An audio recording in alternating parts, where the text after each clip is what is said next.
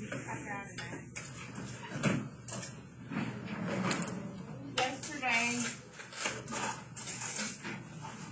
quite a day with most of you being gone to register, which is fine. It just puts us slightly behind the other classes, which is no big deal. Second is always good at getting back on track, but today is the day. Okay.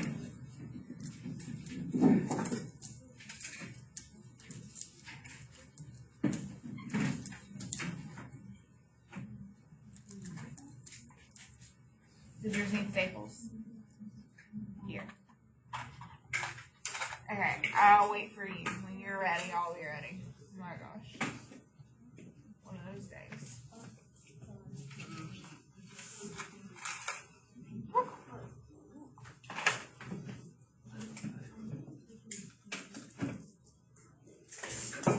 Okay, so, whoa. All the things need to be done today, and we do not have time to be silly. Which normally second's good, so maybe it possibly is me. It's highly possible.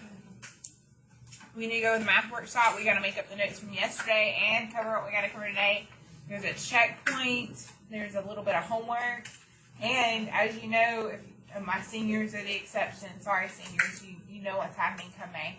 But my juniors and sophomores, I would love to talk to each of you individually and talk about the recommendations for next year as to what math class you should take and why. And I want to do all the things, and Lord knows there's probably not enough time, so we got to get going.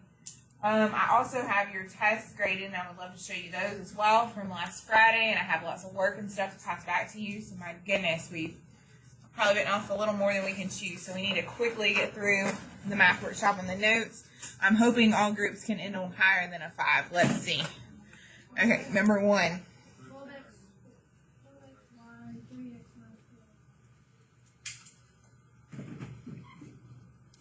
And table 5 is already starting with the points. She is completely correct. We can factor out a 12xy out of both terms. If we wanted to check her, 12 times 3 is 36. X times x is x squared. There's 1y.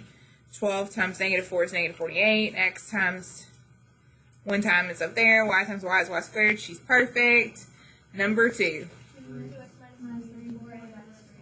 Okay, that was weird in unison. I'll give 2 and 5 a point. Can 2 just say it again?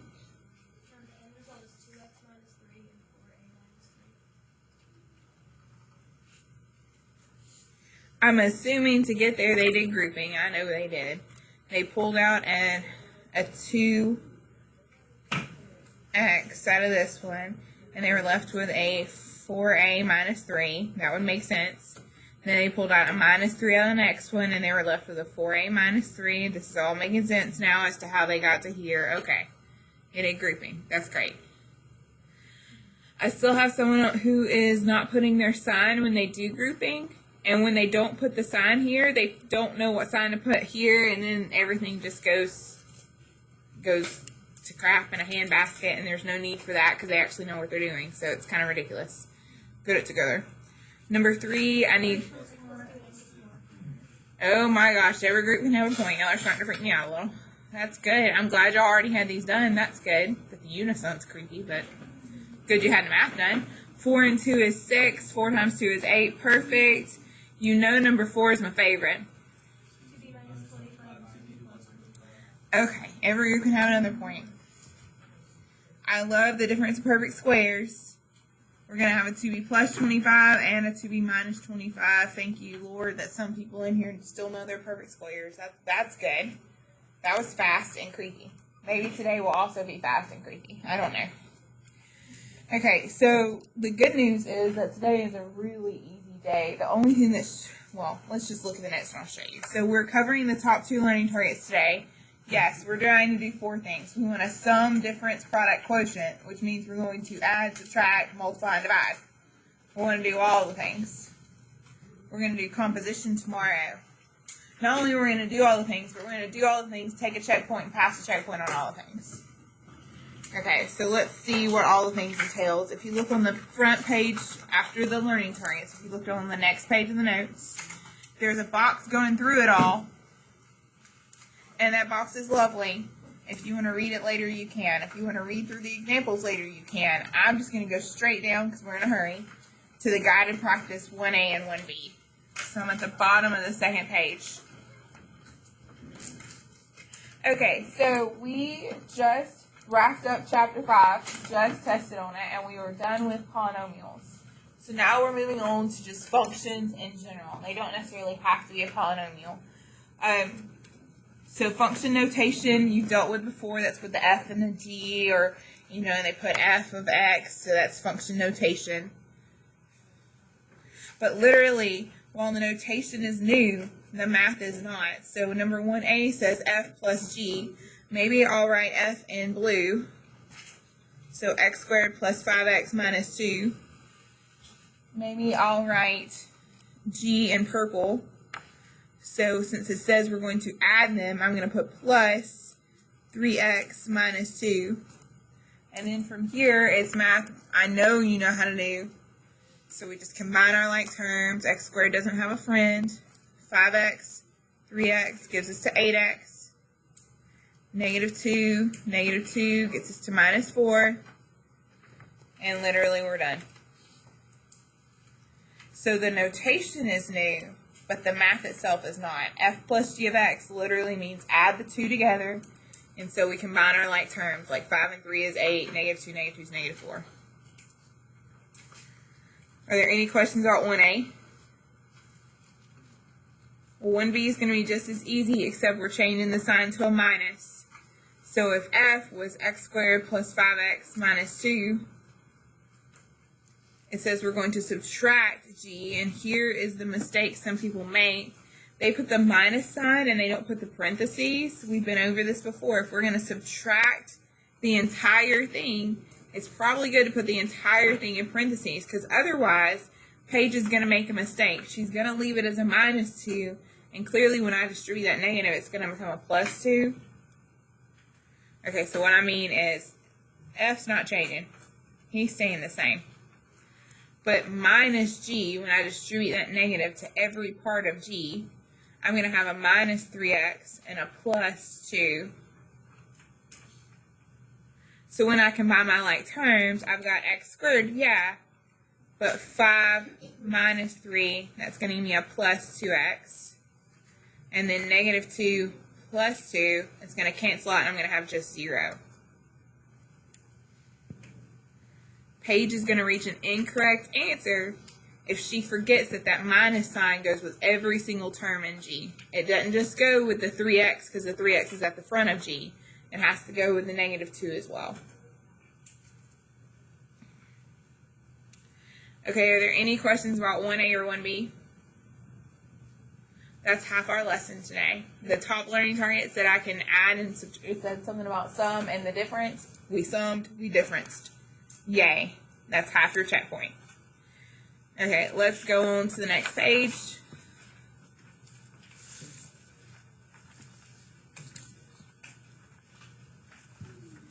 They've got a multiplication problem and a division problem. Multiplication is going to work exactly like you think. So f times g is going to be literally f times g. So if I leave f in blue, I'll do x squared minus 7x plus 2. And then times g. G is x plus 4. And you could have already guessed we're going to have to do a lot of fancy distributing. Ooh, I can zoom in better than that. We're going to have to do a lot of fancy distributing. So we're going to have to share the x with everybody. So x times x squared, x times negative 7, x times 2. So x times x squared is x to the third. X times negative 7x is negative 7x squared. X times 2 is 2x. So I shared the x with everyone and distributed it, and now I need to go back and distribute the 4. So 4 times x squared is 4x squared. 4 times negative 7x is negative 28x. And then 4 times 2 we'll get 8.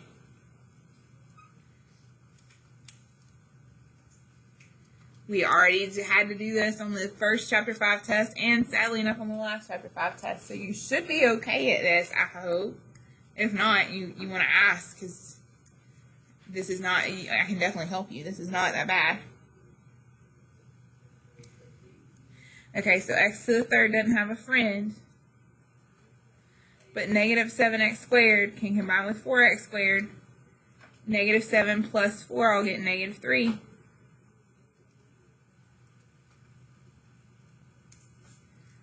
Two x can go with negative 28x, so I'll get negative 26x. And then poor 8 doesn't have a friend either, so I bring him on down.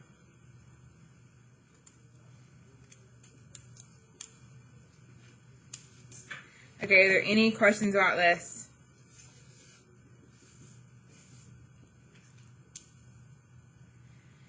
Okay, well then, normally division is our least favorite of them all. That's why we save it for last, because we don't like it. So let's go to 2b, and we want to do f divided by g. So f, x squared minus 7x plus 2, divided by g.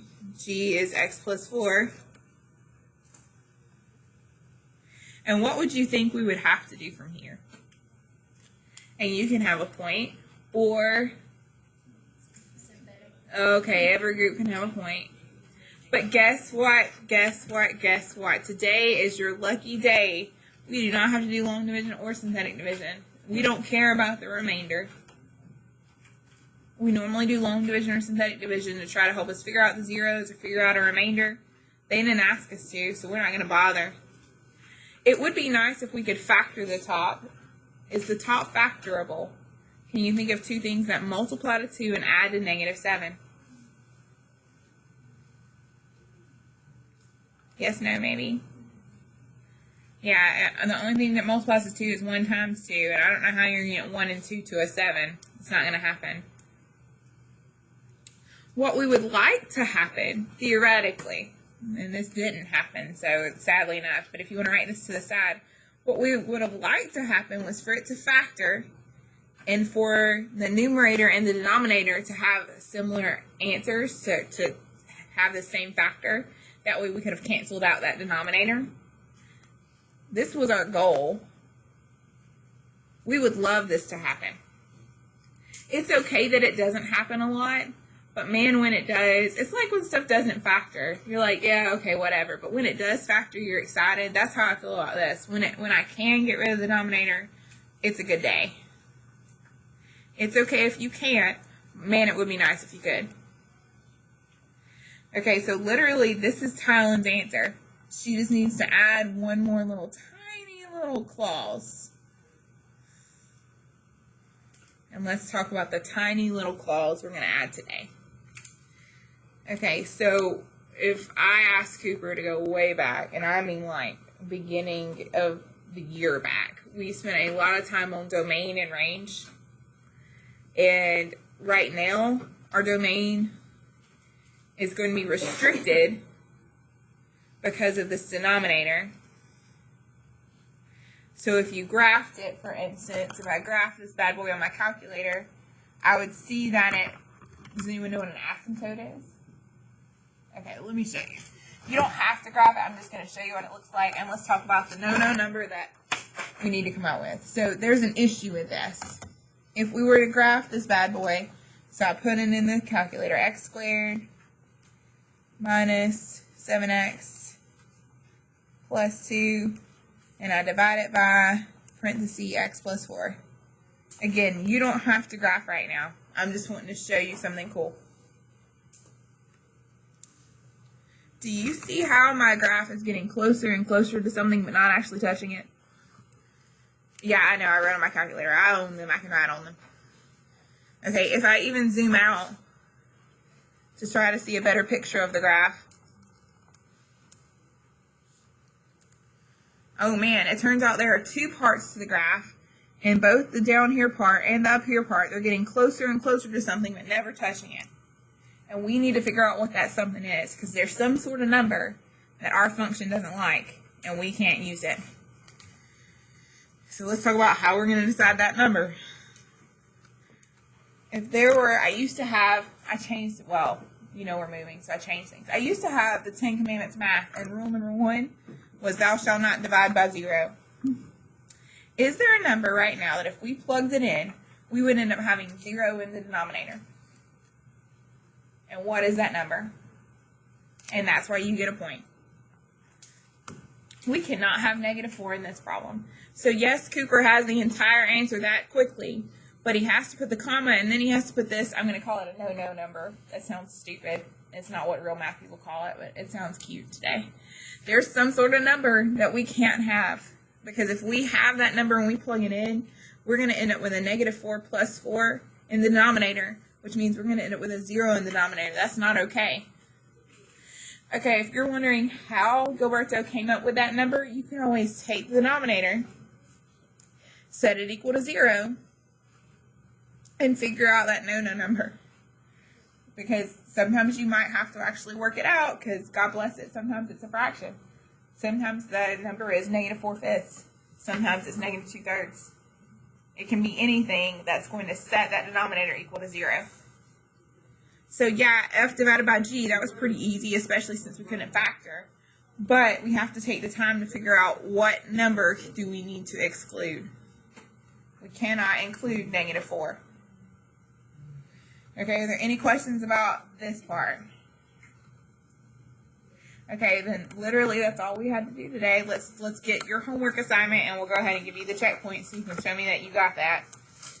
If you flip to the next page, at the bottom, it says Study Guide and Intervention. It's page 77 at the bottom.